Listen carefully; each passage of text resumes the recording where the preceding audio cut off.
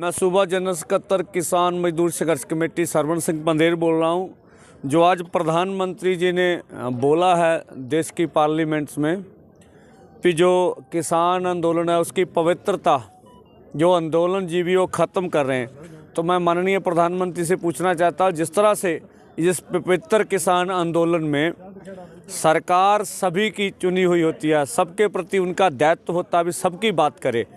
जब पीसफुली आंदोलन के ऊपर भाजपा के कुछ लोगों का नाम आया जिसनों दंगाइयों ने हमारे ऊपर हमला किया, जैसे अमन डोभाल और प्रदीप खत्री का नाम है जो बड़े लीडरों के साथ है, तो क्या इसने सरकार की पवित्रता को नहीं किया? आप बोल रहे हैं हम सभी को साथ लेके चल रहे हैं, आपका विकास जो है संतुलित विकास है, तो जिस तरह का आप विकास कर रहे हैं 2% लोगों के लिए, कारपोरेट घराने के लिए, तो किस तरह से आप जस्टिफाई करेंगे?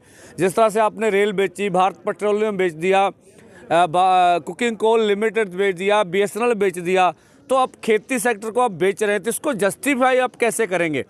दूसरा, आप कहते हैं हमसे चर्चा कर लिए बैठकर टेबल पर, तो चर्चा तो प्रधानमंत्री जी बहुत पहले हो चुकी है, अब तो निर्णय लेने का सवाल है।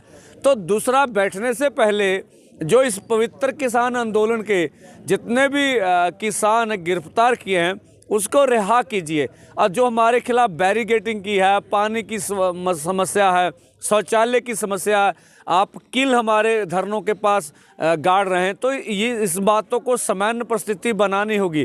तो दोहरा मैयार आपका नज़र आए, एक तरफ तो आप ये मानते हैं फिर 1.5 साल के लिए होल्ड कर लेते हैं बिलों को, और एक तरफ आप कहते हैं हमारे कृषि के कानून बहुत अच्छे से लागू होने दीजिए, और अगर उसमें कोई कमी होगी तो हम उसको देख लेंगे।